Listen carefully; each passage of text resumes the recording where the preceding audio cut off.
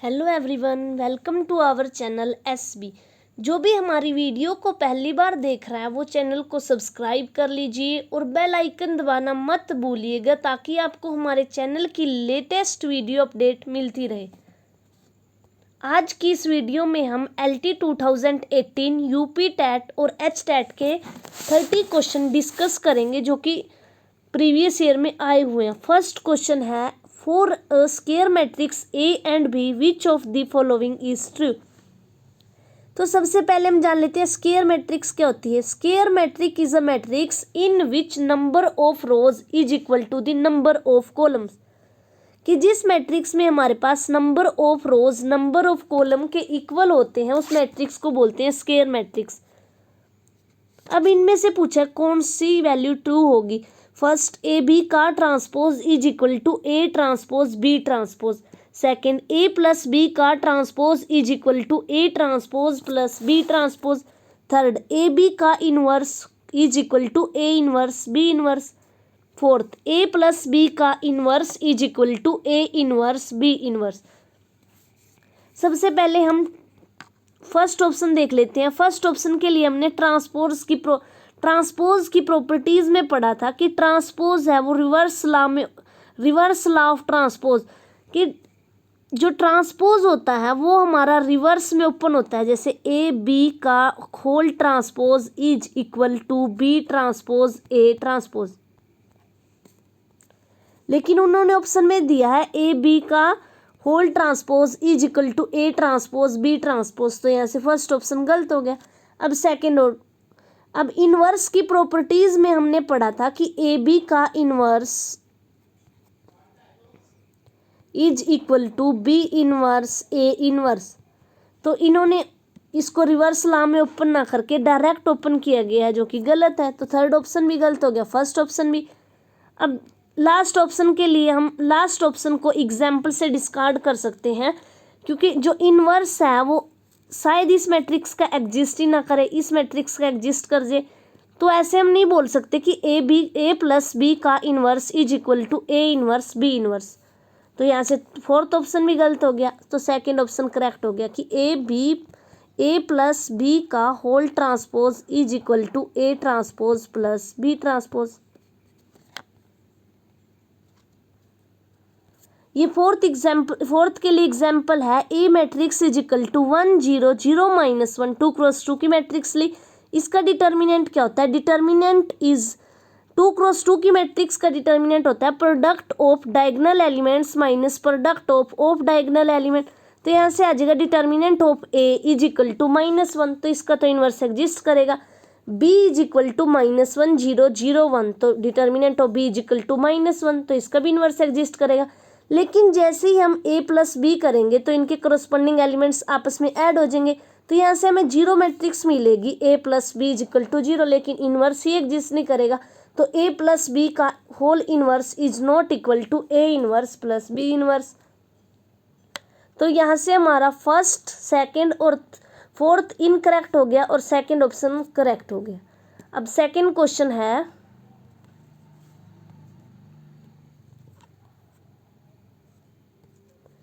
जो कि LT 2018 में पूछा गया था।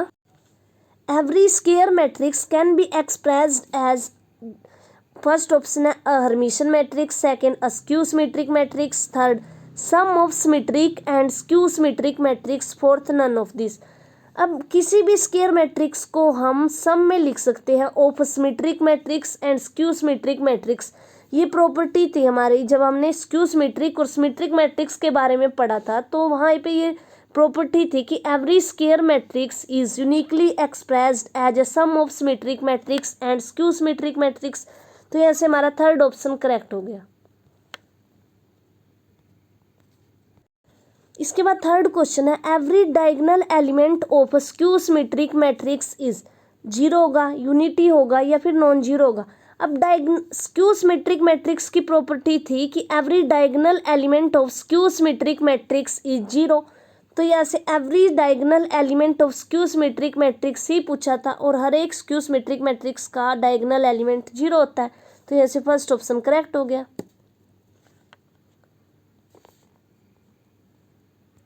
अब fourth, if A is a 3x3 non singular matrix. Singular और नॉन सिंगुलर के बारे में जान लेते हैं। सिंगुलर मैट्रिक्स वो मैट्रिक्स होती है जिसका डिटर्मिनेंट, अगर ए कोई सिंगुलर मैट्रिक्स है तो determinant of A is equal to 0, और नॉन सिंगुलर होती है अगर determinant of A is not equal to 0। Then हमें फाइंड आउट करना है determinant of adjoint of A. तो एडजॉइंट की प्रॉपर्टी में ये पढ़ा था हमने कि adjoint of A is equal to determinant of A की power n-1।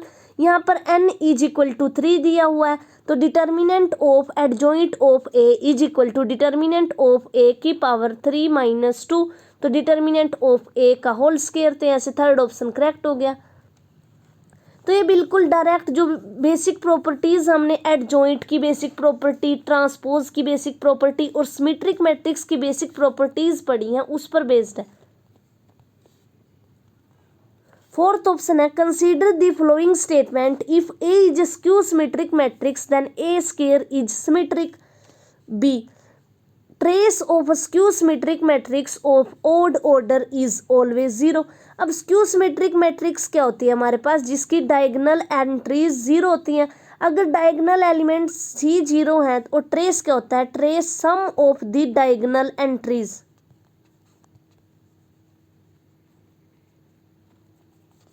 Some of diagonal entries, और डायगोनल एंट्री 0 है तो 0 + 0 + 0 इज इक्वल टू 0। तो यहाँ से हमारा सेकंड ऑप्शन हो गया करेक्ट। अब फर्स्ट देख लेते हैं, अगर ए कोई स्क्यू सिमेट्रिक मैट्रिक्स है, प्रूव करना है ए स्क्वायर इज सिमेट्रिक। अगर ए स्क्यू सिमेट्रिक है, स्क्यू सिमेट्रिक मैट्रिक्स वो होती है जिसमें A transpose is equal to -a। तो यहाँ से हमारा आ गया A transpose is equal to -a। अब प्रूव करना है कि ए स्क्वायर इज सिमेट्रिक।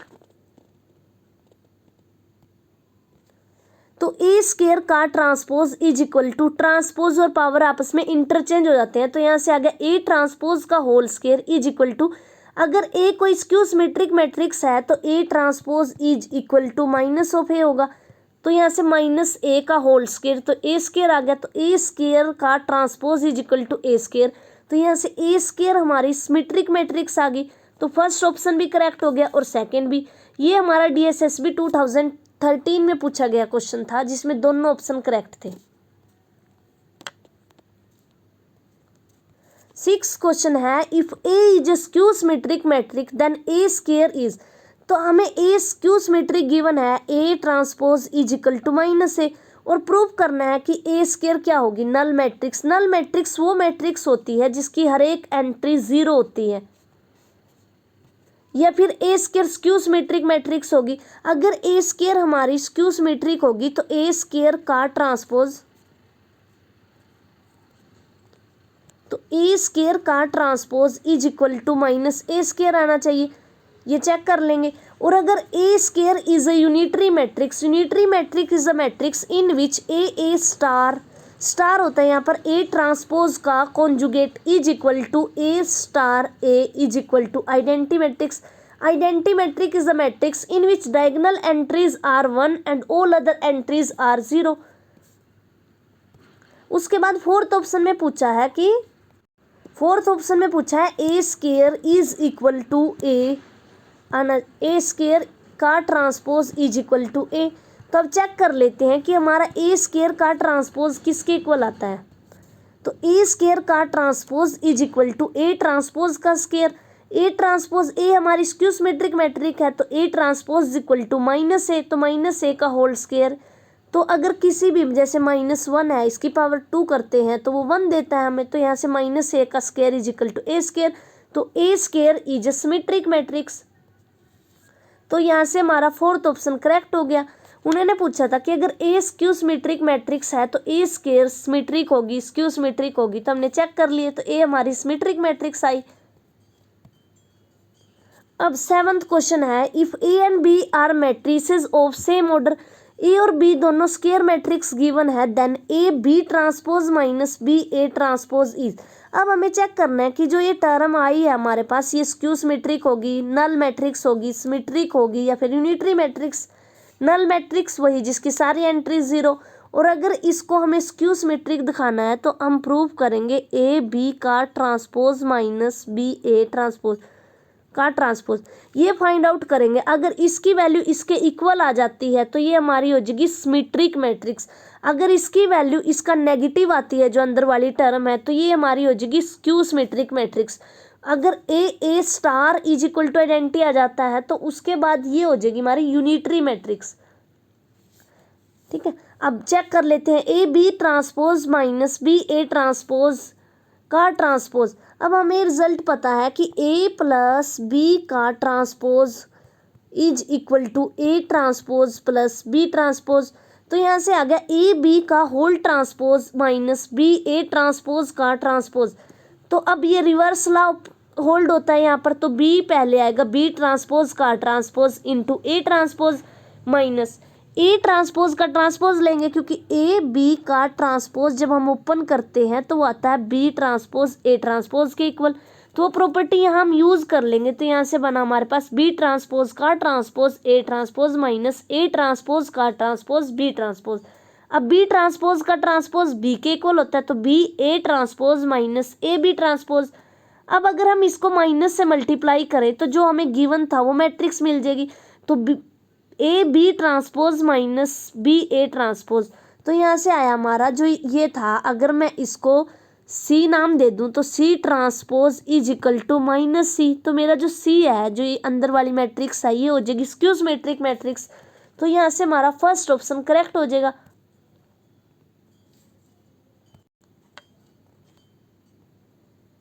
अब 8th क्वेश्चन है, if A and B are invertible matrix. Invertible matrix हमेशा नॉन सिंगुलर होती है, क्योंकि नॉन सिंगुलर मैट्रिक्स का ही इन्वर्स एग्जिस्ट करता है। अब इन्वर्टिबल गिवन है तो ए इन्वर्स भी एग्जिस्ट कर रहा होगा, बी इन्वर्स भी। Then which of the following is not correct. उन्होंने पूछा कि कौन सा सही नहीं होगा। इसमें हम कई बार गलती कर देते हैं, हम सोच लेते हैं कि उन्होंने पूछा होगा करेक्ट, लेकिन ये ध्यान रखना है उन्होंने पूछा नॉट करेक्ट। तो फर्स्ट ऑप्शन है adjoint of A is equal to determinant of A into A inverse. Second option determinant of A का whole inverse is equal to determinant of A whole inverse. अब ये हमें पता है कि अगर ए इनवर्स का डिटर्मिनेंट फाइंड आउट करो, चाहे डिटर्मिनेंट लेने के बाद इनवर्स करो, दोनों वैल्यू सेम आती हैं। तो सेकेंड ऑप्शन तो यहाँ से करेक्ट हो गया। उन्होंने गलत पूछा है। और इनवर्स में भी रिवर्स लॉ होल्ड होता है कि ए बी का inverse is equal to B inverse A inverse. तो थर्ड ऑप्शन भी करेक्ट हो गया, सेकंड भी करेक्ट हो गया। और फर्स्ट ऑप्शन है एडजॉइंट ऑफ ए। एडजॉइंट की प्रॉपर्टी करते टाइम हमने पढ़ा था कि adjoint of A is equal to determinant of A inverse के इक्वल होता है, क्योंकि यहाँ से ये होता है ए इनवर्स क्या होता था हमारे पास, adjoint of A by determinant of A. तो ये तो हमेशा होल्ड होता है। तो फर्स्ट ऑप्शन भी करेक्ट हो गया, सेकंड भी, थर्ड भी। लेकिन उन्होंने नॉट करेक्ट पूछा था, तो यहाँ से फोर्थ ऑप्शन हमारा आंसर हो गया। अब 9th क्वेश्चन है, the square matrix A is the square matrix. Square matrix वो मैट्रिक्स होती है जिसमें number of columns is equal to number of rows. Square matrix A is orthogonal. अब ऑर्थोगोनल मैट्रिक्स की डेफिनेशन होती है, orthogonal matrix A transpose is equal to A transpose A is equal to identity. तो A हमें कोई orthogonal matrix given है, then determinant of A, determinant के बारे में पूछा। अगर A transpose equal to identity है तो दोनों साइड ट्रांसपोज ले लेते हैं। तो ए ट्रांसपोज का डिटर्मिनेंट ले लेते हैं दोनों साइड। तो ए ट्रांसपोज का determinant is equal to determinant of I. तो अब ए ट्रांसपोज का डिटर्मिनेंट निकालो, चाहे ए का डिटर्मिनेंट निकालो, दोनों सेम होते हैं। तो यहाँ पर ये वैल्यू यूज़ कर ली। और ये भी रिजल्ट है, डिटर्मिनेंट की प्रॉपर्टीज़ में पढ़ा था, determinant of A B is equal to determinant of A into determinant of B. तो determinant of A is equal to 1। तो determinant of A square is equal to 1। तो यहाँ से हमारे पास आ गया डिटर्मिनेंट ऑफ ए। अगर ए कोई ऑर्थोगोनल मैट्रिक्स है तो उसके डिटर्मिनेंट की वैल्यू हमेशा -1 या फिर +1 होगी। तो यहाँ से ए ऑप्शन करेक्ट हो गया।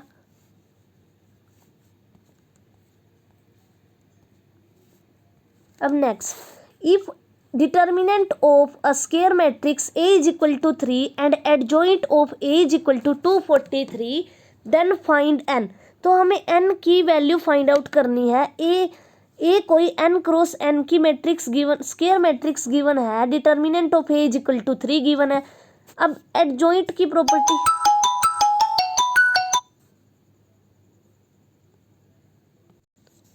तो adjoint of A is equal to 243 given है हमें, और ए कोई n क्रॉस n की मैट्रिक्स है जिसका डिटर्मिनेंट 3 के इक्वल है।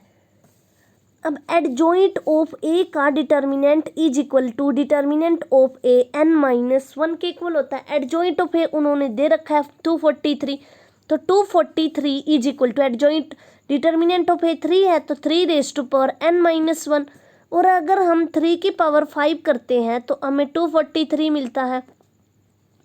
तो 243 इज इक्वल टू 3n-1, तो यहाँ से आ गया 3 की पावर 5 इज इक्वल टू 3 की पावर n-1, तो n-1 इज इक्वल टू 5, तो n इज इक्वल टू 6, हमें n की ही वैल्यू फाइंड आउट करनी, तो n इज इक्वल टू 6, तो फोर्थ ऑप्शन करेक्ट हो गया यहाँ से। अब 11th question, if omega is a cube root of unity. अब क्यूब रूट ऑफ यूनिटी है यानी omega cube is equal to 1, और इसकी अगर कोई omega cube root of unity है तो इसकी प्रॉपर्टी होती है 1 प्लस ओमेगा का स्क्वायर इज इक्वल टू 1, तो वो प्रॉपर्टी भी शायद हम इस क्वेश्चन में यूज करेंगे। देन हमें पूछा है determinant of 1 omega square 1 omega. अगर मैं इन तीनों रोज को अगर मैं ये इम्प्लाई कर दूँ कॉलम को ऐड कर दूँ C1 plus C2 plus C3, तो यहाँ से मिलेगा 1 plus omega square 1 plus omega square 1 plus omega square, तो यहाँ से वैल्यूज मिलेगी हमें 0 0 0। अगर किसी मैट्रिक्स के डिटर्मिनेंट में एक सिंगल कॉलम भी 0 के इक्वल हो जाता है पूरे का पूरा, तो हम उसको उसी के विद रिस्पेक्ट एक्सपेंड कर देते हैं और हमें डिटर्मिनेंट की वैल्यू 0 मिल जाती है, तो यहाँ से मेरा फोर्थ ऑप्शन करेक्ट हो गया। अब 12th क्वेश्चन,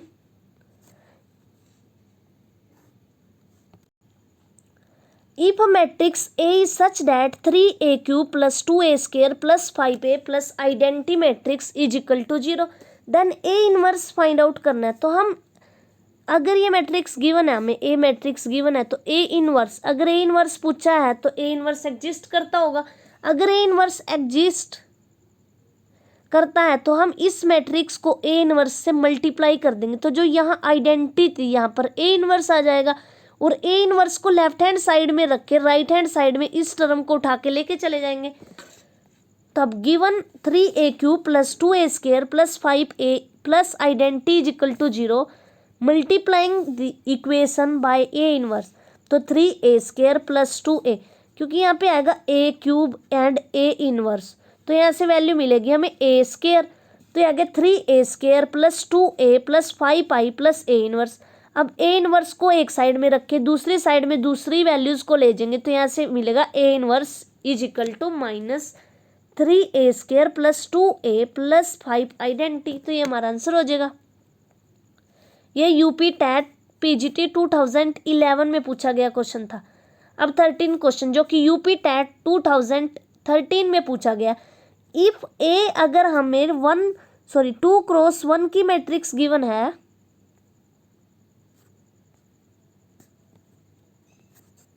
और B हमें 1 क्रॉस 2 की मैट्रिक्स गिवन है, देन AB का इनवर्स फाइंड आउट करना है, तो ये प्रॉपर्टी यूज कर लेंगे AB inverse is equal to B inverse A inverse. B का इनवर्स फाइंड आउट कर लेंगे और A का इनवर्स फाइंड आउट कर लेंगे, लेकिन ये प्रॉपर्टी अगर हम यहाँ पर यूज करते हैं तो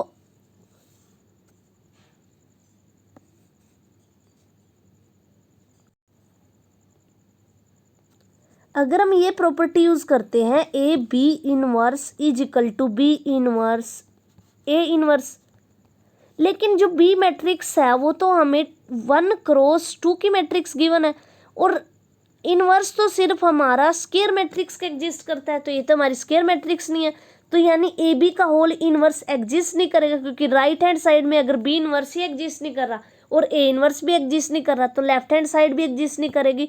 तो इसमें आया हमारे पास कि लेफ्ट हैंड साइड में इनवर्स नहीं एग्जिस्ट कर रहा, राइट हैंड साइड में भी नहीं कर रहा, तो आंसर आ गया नन ऑफ दिस। इन्होंने पूछा था ए इनवर्स की वैल्यू ये होगी 1/8 होगी या फिर 1420 होगी या फिर नन ऑफ दिस, तो डी ऑप्शन यहाँ से करेक्ट हो गया हमारा, क्योंकि इनवर्स एग्जिस्ट ही नहीं करता।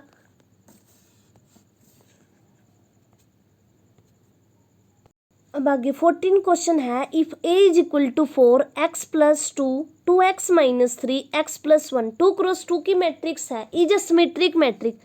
अब सिमेट्रिक मैट्रिक्स होती है A transpose is equal to A, then find the value of x. तो हम A transpose is equal to A रख देंगे तो हमें वहाँ से एक्स की वैल्यू मिल जाएगी। अब 4 2x minus 3 x plus 2 x plus 1 is equal to this, तो यहाँ से 2x minus 3 is equal to x plus 2, तो x को राइट हैंड साइड में ले जाएंगे तो x इज इक्वल टू 5, कि x की वैल्यू यहाँ से 5 मिल गई, तो बी ऑप्शन करेक्ट हो गया। अब 15 question, if a is equal to 3 2 4, ये 3 क्रॉस 3 की मैट्रिक्स गिवन है, and a inverse is equal to k adjoint of a, then what is the value of k। k की वैल्यू पूछी गई है a इनवर्स, तो सबसे पहले हम, तो यहाँ से हमारे पास 1/k, अब a inverse is equal to होता है हमारे पास adjoint of a by determinant of a, तो यहाँ पर k is equal to determinant of a, तो हम इस मैट्रिक्स का डिटर्मिनेंट फाइंड आउट कर लेंगे, वो हमारी k की वैल्यू हो जाएगी। तो डिटर्मिनेंट ऑफ a, अब इसको फर्स्ट रो के विद रिस्पेक्ट एक्सपेंड किया गया है, तो फर्स्ट रो के विद रिस्पेक्ट एक्सपेंड किया 3, अब ये first row and first column को छोड़ के जो मैट्रिक्स बची उसका determinant 3 2 plus 1 minus 2 into 1 plus 4 into 1, तो 9 minus 2 plus 4 is equal to 11, तो यहाँ से हमें k की वैल्यू मिल गई 11, तो फोर्थ ऑप्शन करेक्ट हो गया। अब 16 question, if a is equal to 1 minus 1 minus 1 1 and b is equal to 1 1, ये 2 क्रॉस 2 की मैट्रिक्स है, then the value of A B. तो अगर ये मैट्रिक्स, अब ए बी तभी एग्जिस्ट करता है हमारा जब number of columns in matrix A is equal to the number of rows in matrix B, तो ए बी, यहाँ पे तो 2 क्रॉस 2 की स्क्वायर मैट्रिक्स है तो मल्टीप्लीकेशन पॉसिबल है, तो A B is equal to, अब मल्टीप्लाई कर दिया, इसका फर्स्ट रो फर्स्ट कॉलम से मल्टीप्लाई होगा तो ये एलिमेंट मिलेगा, सेकेंड रो इसके साथ मल्टीप्लाई होगा तो ये एलिमेंट मिलेगा, तो यहाँ से हमारे पास आ गया A B is equal to 0 matrix, तो डी ऑप्शन हमारा सही हो गया। अब 17 question, if A is equal to 1 0 2 first row 5 1 x second row 1 1 1 third row is a singular matrix. Singular matrix वो मैट्रिक्स होती है जिसका डिटर्मिनेंट 0 होता है, देन वैल्यू ऑफ x। अब हमें गिवन है कि ये मैट्रिक्स एक सिंगुलर मैट्रिक्स है, तो हम determinant of a is equal to 0 रख देंगे, वहाँ से हमें x की वैल्यू मिल जाएगी, तो वो हमारा आंसर हो जाएगा। तो अब इसको एक्सपेंड कर दिया हमने फर्स्ट रो के विद रिस्पेक्ट, तो यहाँ से है 1 into 1 minus x plus 2 into 5 minus 4 is equal to 0, क्योंकि determinant of A is equal to 0 रखना था, तो एक्स सोल्व करने के बाद एक्स की वैल्यू 9 आ गई, तो सी ऑप्शन करेक्ट हो गया यहाँ से। अब 18 question, if D is equal to, अब डी हमें कोई मैट्रिक्स गिवन है 4 क्रॉस 4 की जिसकी एंट्रीज है 1 प्लस ए 1 1 1 इस टाइप की, then the value of determinant, तो हमें डिटर्मिनेंट की वैल्यू फाइंड आउट करनी है। ये यूपी टेट 2012 में पूछा गया क्वेश्चन है, तो हम यहाँ पर रो ऑपरेशन की हेल्प से डिटर्मिनेंट फाइंड आउट करेंगे, क्योंकि अगर ऐसे निकालने जाएंगे तो पहले इसके विद रिस्पेक्ट एक्सपेंड करेंगे, फिर इस 3 क्रॉस 3 की मैट्रिक्स का निकाल लेंगे, फिर इसके विद रिस्पेक्ट इस कॉलम और इस रो को छोड़ के निकाल लेंगे, तो इससे लंबा पड़ेगा क्वेश्चन। तो हम क्या करते हैं, यहाँ पर रो ऑपरेशन अप्लाई करते हैं, R1 is equal and to 1/a R1, R2 is equal and to 1/b R2, R3 is equal and to 1/c R3 and R4 is equal and to 1/d R4।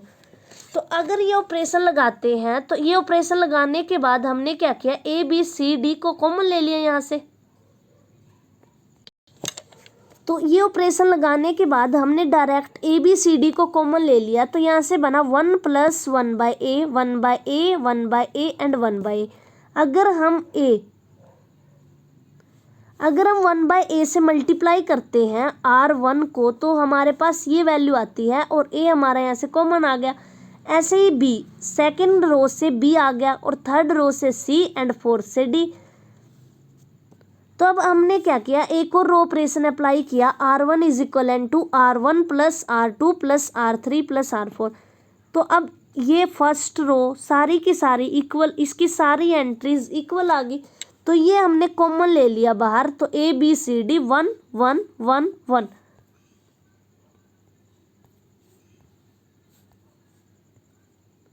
तो ये solve करने के बाद हमारे पास ये matrix आई है। अब इस मैट्रिक्स का डिटर्मिनेंट, तो हमने यहाँ पर कॉलम ऑपरेशन लगाया, C2 is equivalent to C2 minus C1। एक मैट्रिक्स में हम रो और कॉलम दोनों ऑपरेशन अप्लाई कर सकते हैं डिटर्मिनेंट फाइंड आउट करते समय, इसमें कोई दिक्कत नहीं होती। C3 is equivalent to C3 minus C1, C4 is equivalent to C4 minus C1। तो यहाँ से ये आइडेंटिटी मैट्रिक्स बन गई, और आइडेंटिटी मैट्रिक्स का डिटर्मिनेंट हमेशा 1 होता है।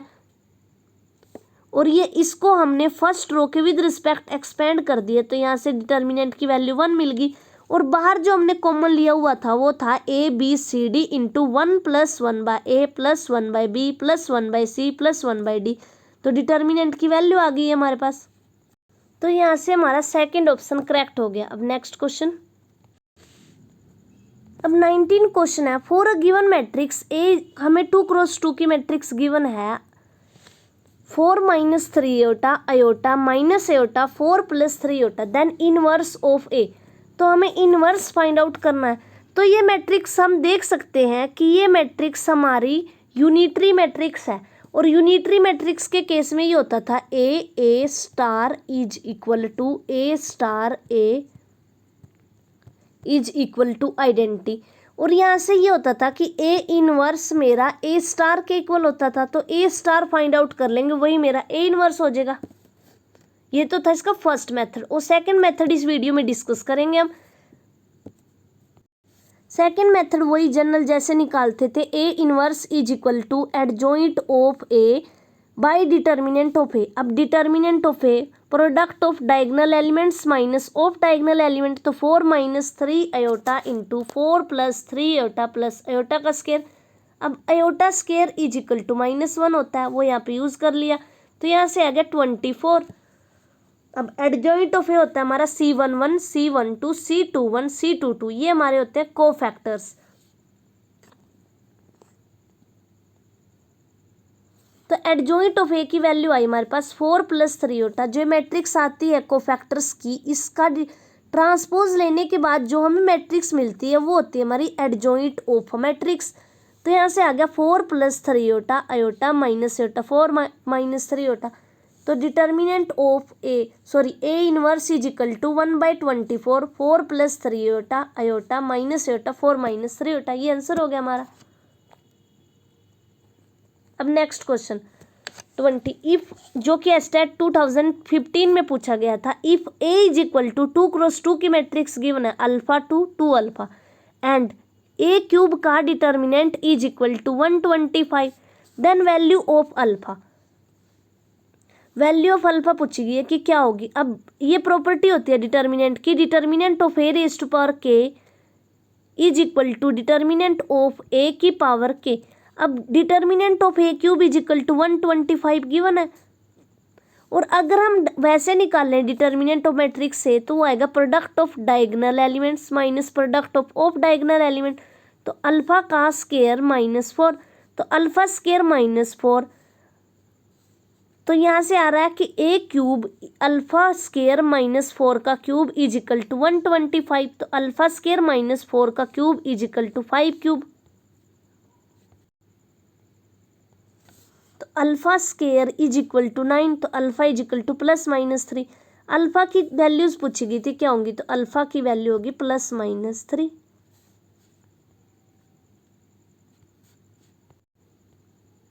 अब है 21 question, E P is equal to 3 cross 3 की मैट्रिक्स गिवन है, then the top row of P inverse. तो हमें पहले तो P इनवर्स फाइंड आउट करना है, फिर उसमें देखना है कि टॉप में कौन सा रो है, वो रो पूछा गया कि A इज इक्वल, तो फर्स्ट ऑप्शन है कि वो टॉप रो होगा 2 0 -1, सेकेंड ऑप्शन है 2 - 1 1/2, थर्ड ऑप्शन है 5 6 and 4, फोर्थ ऑप्शन है 5 - 3 1। अब सबसे पहले P इनवर्स फाइंड आउट कर लेते हैं। P inverse is equal to adjoint of A by determinant of A।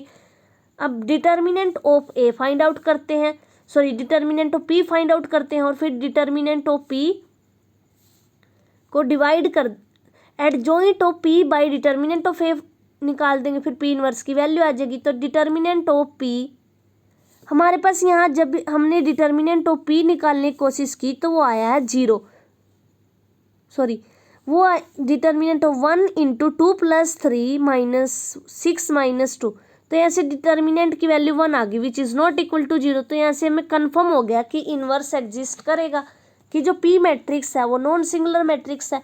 अब एडजॉइंट ऑफ पी निकाला, एडजॉइंट ऑफ पी होता है कोफैक्टर्स की जो मैट्रिक्स बनती है हमारे पास उसका ट्रांसपोज। तो A inverse is equal to adjoint of A by determinant of A. Determinant of A की वैल्यू 1 थी और एडजॉइंट ऑफ ए ये आया हमारे पास, तो यहाँ ये लिख दिया। तो अब इसका टॉप रो चेक करना है हमें, क्या होगा, तो 5 - 3 1। तो अब ऑप्शन में देख लेते हैं किस ऑप्शन में दिया हुआ था, तो यहाँ से हमारा डी ऑप्शन करेक्ट हो गया। अब 22 question, if a + b is equal to 2 × 2 की मैट्रिक्स है and a - 2b is equal to this. अगर हमें कोई इस टाइप से इक्वेशन दे देता था a + 2x is equal to 0, x + y is equal to 1 and x - 2y is equal to 0, और पूछ लेता था कि a की वैल्यू फाइंड आउट करो, तो हम इसको 2 से मल्टीप्लाई करके इस मैट्रिक्स में ऐड कर देते थे, तो यहाँ से हमें x की वैल्यू मिल जाती थी। ऐसे ही मैट्रिक्स के केस में करेंगे सेम। ये यूपी पीजीटी 2011 में आया हुआ क्वेश्चन है। To find the value of A multiplying equation 1/2 and add in equation 2 so we get. हम क्या करेंगे, इक्वेशन 1 को 2 से मल्टीप्लाई करेंगे और इसमें सेकेंड इक्वेशन में ऐड करेंगे, तो यहाँ से मिलेगा 2a + 2b + a - 2b is equal to this. तो यहाँ से 3 of a is equal to 1 1 2 1। अब हमें तो a की वैल्यू फाइंड आउट करनी है, तो पूरी मैट्रिक्स को दोनों साइड में हम 1/3 से डिवाइड कर देंगे, तो ऐसे आएगा a is equal to 1/3 1/3 2/3 and 1/3। तो ये हमारी वैल्यू होगी। अब देख लेते हैं किस ऑप्शन में, तो ए ऑप्शन यहाँ से करेक्ट हो गया। अब 23 question, the value of the determinant 43 44 45 44 45 46 45 46 46 is equal to. हमें बोला गया कि कोई 3 × 3 की मैट्रिक्स है, उसका डिटर्मिनेंट फाइंड आउट करो। तो अगर हम इसको डायरेक्ट मल्टीप्लाई करने की सोचे तो बहुत बड़ा जाएगा क्वेश्चन, तो हम रो ऑपरेशन अप्लाई करते हैं। यहाँ पर R2 is equal to R2 - R1, R3 is equal to R3 - R2। तो ये हमारा इजी पड़ जाएगा। हमें यहाँ से है 43 44 45 1 1 1 1 1 0। अब हम एक और रो ऑपरेशन अप्लाई करते हैं, R3 is equal to R3 - R2। तो यहाँ से अब इसको हम लास्ट रो के विद रिस्पेक्ट एक्सपेंड करेंगे, तो हमारा आंसर आ जाएगा 1। तो यहाँ से देख लेते हैं 1 किस ऑप्शन में दिया हुआ था, तो सी ऑप्शन करेक्ट हो गया यहाँ से। अब 24 question, if the order of, जो कि पीजीटी टायर 2015 में पूछा गया था, if order of a matrix order of a matrix A is 4 × 3 and order of a matrix B is 4 × 3, then order of a matrix C is equal to 7 × 3। अब हमें A matrix है, उसका order given है 4 × 3 है, B matrix है जिसका order 4 × 3 है, C matrix है जिसका order 7 × 3। Then the order of the A transpose cross B का whole transpose cross C transpose is equal to. तो सबसे पहले तो A ट्रांसपोज का ऑर्डर देख लेते हैं, वो होगा 3 × 4, B का होगा 3 × 4, C का होगा 3 × 7। अब जो उन्होंने पूछा उस हिसाब से चलते हैं कि A ट्रांसपोज को मल्टीप्लाई करते हैं B से। A ट्रांसपोज का ऑर्डर था हमारे पास 3 × 4, और जो B मैट्रिक्स है उसका ऑर्डर था हमारे पास 3 ×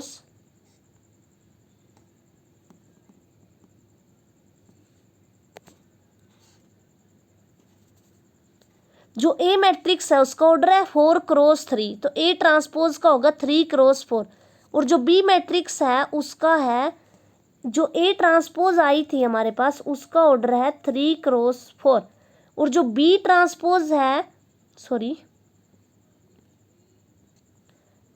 ए ट्रांसपोज का ऑर्डर है हमारे पास 3x4 और जो बी मैट्रिक्स है उसका है 4x3। तो यहाँ से हमें टोटल जो रिजल्टेंट मिलेगा वो होगा 3x3 की मैट्रिक्स। तो उसके ट्रांसपोज लेने के बाद भी वो 3x3 की मैट्रिक्स रहेगी, उसको मल्टीप्लाई करना है सी ट्रांसपोज के साथ। सी ट्रांसपोज है हमारे पास 3x7 की मैट्रिक्स। तो यहाँ से हमें मिल जाएगा 3x7 की मैट्रिक्स। तो यहाँ से रिजल्ट हो जाएगा हमारा बी ऑप्शन करेक्ट। तो यहाँ पर हम उस रिजल्ट का यूज़ कर रहे हैं कि अगर हमारे पास ए कोई m×n की मैट्रिक्स है और बी कोई k×p की मैट्रिक्स है, तो सबसे पहले तो मैट्रिक्स मल्टीप्लिकेशन तभी पॉसिबल होगी जब n = k होगा, और उसके बाद जो रिजल्टेंट मिलेगा वो जो मैट्रिक्स सी होगी वो होगी m×p की मैट्रिक्स। अब नेक्स्ट क्वेश्चन 25 क्वेश्चन है।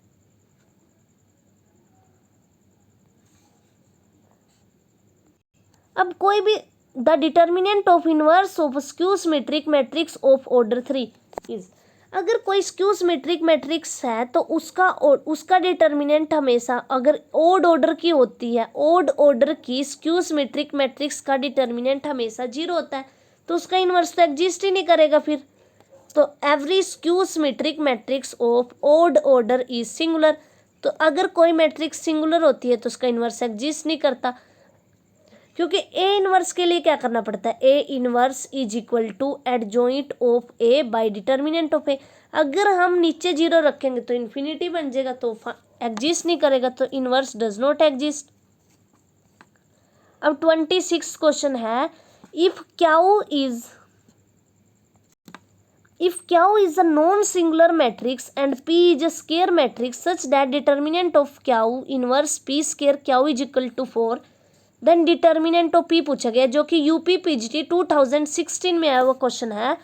क्यू हमें नॉन सिंगुलर गिवन है तो determinant of Q not equal to 0, और पी कोई स्केयर मैट्रिक्स है। अगर हमें डिटर्मिनेंट निकालना है पी का, तो हमने क्या किया, इस जो गिवन था उसका डिटर्मिनेंट = 4 था, तो इस प्रॉपर्टी का यूज़ किया कि determinant of A B = determinant of A into determinant of B.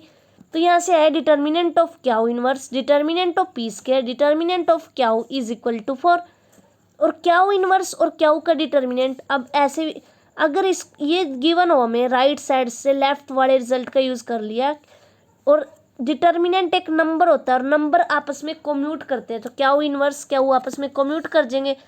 तो यहाँ से पी इनवर्स का डिटर्मिनेंट और क्यू का डिटर्मिनेंट आपस में कोम्यूट कर देंगे, तो यहाँ से आ जाए Q inverse Q P square = 4। तो इसका Q inverse Q identity matrix आ गई, और आइडेंटिटी मैट्रिक्स का डिटर्मिनेंट 1 होता है, तो डिटर्मिनेंट ऑफ पी स्केयर = 4, तो डिटर्मिनेंट ऑफ पी = +-2। तो अब देख लेते हैं कौन से ऑप्शन में दिया हुआ था,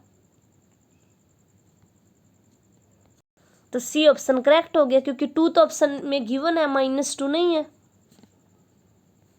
अब 27th question, A and B are square matrices of same order 3x3 की मैट्रिक्स है A and B, determinant of A = 2 determinant of B = 3, then find determinant of 2ab = तो हमें determinant of 2ab find out करना है, जो कि PGT 2013 में पूछा गया क्वेश्चन है। अब ये रिजल्ट था डिटर्मिनेंट की प्रॉपर्टीज में कि determinant of k of a = k की power n determinant of a, तो डिटर्मिनेंट ऑफ 2 ऑफ a। तो अगर हमें किसी मैट्रिक्स कोई मैट्रिक्स ऐसे गिवन है डिटर्मिनेंट ऑफ 2ab, तो जब हम इसको डिटर्मिनेंट से बाहर लेके आएंगे तो सिंगल 2 नहीं आएगा, ये जो a का ऑर्डर है ना 3x3, तो 2 की power 3 into determinant of a और डिटर्मिनेंट ऑफ b, तो यहाँ से 8 × 2 × 3 48 आ जाएगा हमारा आंसर। अब 28th question, if determinant of a = this then, तो इसकी वैल्यू सॉल्व आउट करनी है कि कितनी होगी। अगर मैं यहाँ पर अप्लाई करूँ एक कॉलम ऑपरेशन की c1 = 3c1, तो यहाँ से आ जाएगा 5 × 3 15, 7 × 3 21, 8 × 3 24, तो यहाँ से c1 और c2 इक्वलेंट हो जाएंगे। और अगर दो मैट्रिक्स में हमारे 2 कॉलम सॉरी, अगर किसी मैट्रिक्स में हमारे 2 कॉलम सेम हो जाते हैं, आइडेंटिकल हो जाते हैं, तो उस मैट्रिक्स का डिटर्मिनेंट 0 हो जाता है। तो यहाँ से हमारी वैल्यू आ जाएगी 0, जो कि ए ऑप्शन में दी हुई थी। ये हमारा KVS TGT 2017 में पूछा गया क्वेश्चन था। 29, if A is equal to A कोई हमें 2x3 की मैट्रिक्स गिवन है और B कोई 3x2 की मैट्रिक्स गिवन है एंड आर 2 मैट्रिसेस, तो हमें चेक करना है कि ए बी एग्जिस्ट। अब अगर ए बी एग्जिस्ट कराना है तो ठीक है, 3x3 की मैट्रिक्स, ये जो number of columns in matrix है is equal to the number of rows in matrix भी, तो ए बी एग्जिस्ट कर जाएगा। बट यहाँ पर तो बी ए भी एग्जिस्ट कर जाएगा क्योंकि 3x2 और 2x3 हो जाएगा, तो यहाँ से 3x3 की मैट्रिक्स मिल जाएगी बी ऑफ ए। तो फर्स्ट ऑप्शन तो गलत हो गया। सेकंड कहता है B A exist but A B does not exist, लेकिन हमने देखा है कि ए बी भी एग्जिस्ट कर रहा है और बी ए भी एग्जिस्ट कर रहा है, लेकिन जो ए बी का ऑर्डर आया है वो 2x2 आ रहा है और बी ए का ऑर्डर 3x3 आ रहा है, तो A B is not equal to B A होगा। तो फोर्थ ऑप्शन करेक्ट हो गया यहाँ से। अब लास्ट क्वेश्चन है 30, if omega is a cube root of unity then the value of determinant. तो अगर हमें value of determinant find out करनी है, तो अगर हम डायरेक्ट सोल्व करेंगे तो लंबा जाएगा क्वेश्चन, तो हम क्या करते हैं, यहाँ पर रो ऑपरेशन अप्लाई करते हैं। R1 is equal to R1 plus R2 plus R3। तो यहाँ से हमारे पास आ गया A into 1 plus omega square, B into 1 plus omega square, और जो ओमेगा है वो क्यूब रूट ऑफ यूनिटी है, यानी omega cube is equal to 1 और 1 plus omega square is equal to 1। ये जब हम कॉम्प्लेक्स रूट्स के बारे में पढ़ेंगे किसी मैट्रिक्स के, तब थोड़ा अच्छे से क्लियर होगा कि ओमेगा अगर क्यूब रूट ऑफ यूनिटी है तो ये दोनों प्रॉपर्टीज होल्ड होती हैं। तो अगर किसी मैट्रिक्स का एक रो 0 के इक्वल आ जाता है तो उस मैट्रिक्स का डिटर्मिनेंट 0 हो जाता है। तो हमें डिटर्मिनेंट की ही वैल्यू फाइंड आउट करनी थी, तो यहाँ से आंसर आ जाएगा हमारा डी ऑप्शन, क्योंकि किसी ऑप्शन में डिटर्मिनेंट की वैल्यू 0 गिवन ही नहीं है। Thanks for watching. Please share, subscribe and like. Thank you for watching.